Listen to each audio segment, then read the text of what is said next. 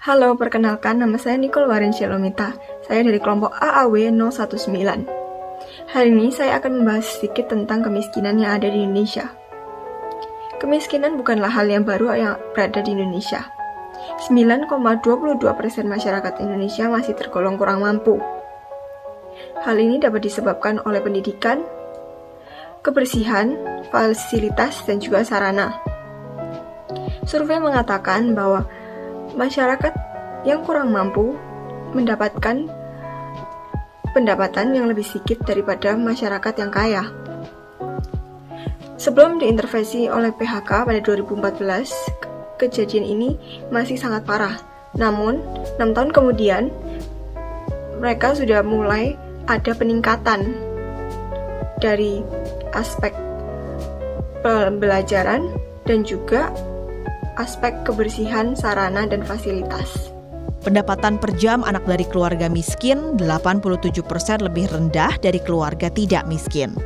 Hal ini dipengaruhi oleh sejumlah faktor, termasuk lama sekolah dan skor matematika mereka saat belia. Kondisi lingkungan rumah tangga seperti listrik dan sanitasi juga masuk dalam variabel. Di masa pandemi ini kita mempunyai data dari tahun 2017 hingga tahun 2020. Ini adalah jumlah penduduk miskin di Indonesia. Pada tahun 2019, jumlah penduduk miskin di Indonesia sempat single digit atau di kisaran 9%-an.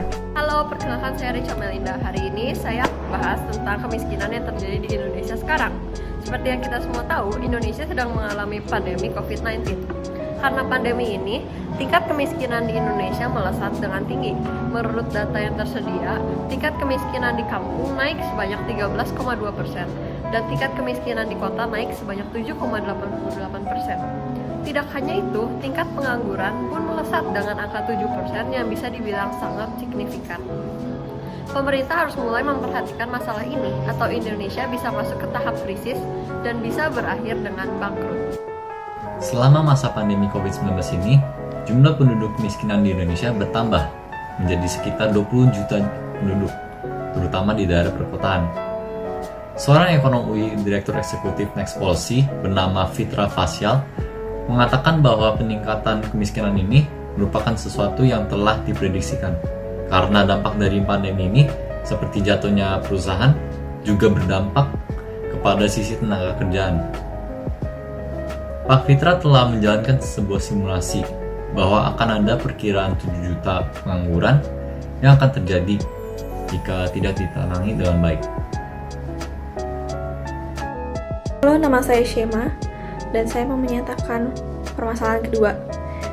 Sejak COVID-19 hadir, semakin banyak angka kemiskinan di Indonesia yang bertambah banyak. Menurut Peter Abdullah, dosen Perbanas Institute, dengan adanya pengangguran ini atau pertambahan PHK, maka yang ada dalam kelompok hampir miskin atau mendekati miskin itu sekarang masuk ke dalam kelompok miskin, dan yang ada dalam kelompok miskin masuk ke dalam kelompok sangat miskin. Pertanyaan selanjutnya adalah, seberapa kuat anggaran negara untuk menghadapi lonjakan pengangguran dan kemiskinan? Mengutip data dari Badan Pusat Statistik atau BPS, per September 2019 ada sekitar 24,79 juta jiwa warga miskin di Indonesia. Tapi serangan pandemi corona bisa semakin menambah jumlah ini secara signifikan. Stimulus 405 triliun rupiah dikeluarkan oleh pemerintah untuk meredam pandemi. Diharapkan tak semakin memperdalam jurang kemiskinan di Indonesia. Halo, perkenalkan nama saya Noval Akil Darmawan dari kelompok AAW 019. Di hari ini saya akan ingin menjelaskan tentang korupsi dana bansos yang menyebabkan banyak orang yang kurang mampu tidak mendapatkan bantuan bansos. Dikarenakan itu, jadi yang seperti kita ketahui, mantan Menteri Sosial Mensos Julia Batubara itu korupsi biaya bansos sampai dikenakan kerugian negara hampir sampai 14 miliar lebih.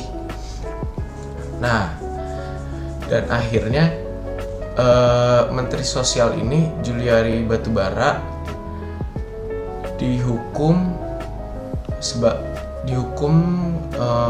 jabatan publiknya itu selama 4 tahun dicabut.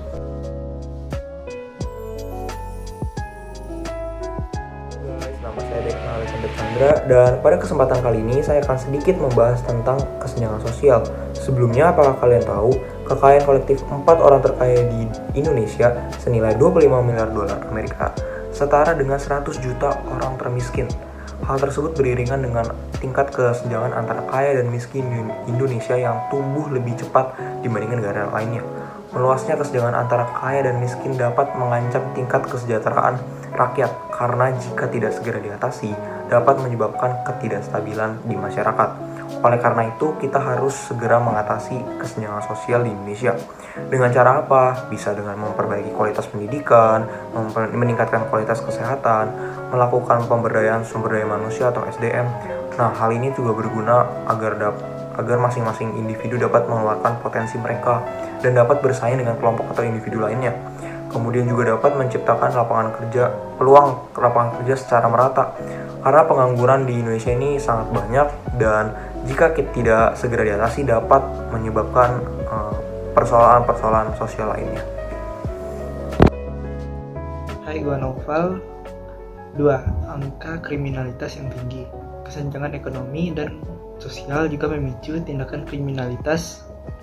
Bayangkan, satu kalangan masyarakat mendapatkan sarana atau fasilitas yang lebih memadai dalam memenuhi kebutuhannya, sementara kalangan yang lain masih kesulitan untuk mendapatkan hal tersebut. Tak banyak sekali tindakan kasus kriminal menjadi pilihan di balik jeratan kesulitan yang terus melanda, sehingga akal pun tidak bisa berpikir secara rasional. Sebut saja pencurian, perampokan, dan masih banyak hal lain lagi.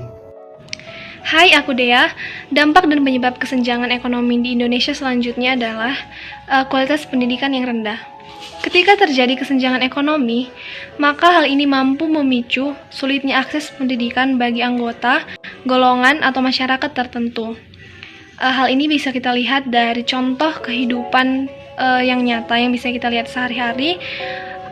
Di berita sering diberitahu bahwa banyak anak-anak sekolah yang sulit untuk menempuh perjalanan ke sekolahnya untuk mendapatkan pendidikan, bisa jadi karena daerahnya terpencil, rumahnya jauh, bahkan mereka harus melewati jalan yang terjal, yang ekstrim, yang dapat membahayakan nyawa mereka. Nah, hal-hal seperti inilah yang dapat menurunkan kualitas pendidikan di Indonesia. Halo, nama saya Niko Karisa Jesi. Jadi, dampak kesenjangan ekonomi di Indonesia yang keempat adalah kualitas kesehatan yang turun di masyarakat. Kesenjangan ekonomi juga dapat berpengaruh bagi kondisi kesehatan masyarakat Indonesia loh. Sebab akses untuk mendapatkan fasilitas kesehatan yang memadai akan sangat sulit bagi kalangan tertentu. Halo guys, gue Fieri dari AAW 19. Dampak kesenjangan sosial yang kelima yaitu longgarnya tali persatuan dan kesatuan. Menurut Ketua MPR Zulkifli Hasan, kesenjangan sosial berdampak pada kecemburuan sosial. Kecemburuan sosial mengarah pada kelompok tertentu, dan ini yang harus dihentikan. Menurutnya saat misi integral M. Natsir di Gedung Merdeka, Bandung. Kesenjangan dapat terlihat antara pemerintah pusat dengan daerah, miskin dan kaya, serta Jawa dan luar Jawa, sehingga berpotensial menimbulkan perpecahan. Selain Ketua MPR, Kapolri Tito Karnavian juga berpendapat keberagaman Indonesia bisa pecah akibat disparitas gap antara kaya dan miskin. Kecemburuan sosial bisa berbahaya bagi persatuan dan kesatuan. Kecemburuan sosial adalah kondisi munculnya kelas-kelas sosial yang berbeda karena perbedaan dalam kehidupan bermasyarakat. Sekian teman-teman kami dari grup AAW 19 mengucapkan terima kasih. Safe Economy for Future Indonesia. Safe economy for future Indonesia. Safe economy. Safe Economy for Future Indonesia. Save the economy for the future of Indonesia. Safe economy for future Indonesia. Safe economy for future Indonesia. Safe economy for future Indonesia. Safe economy for future Indonesia.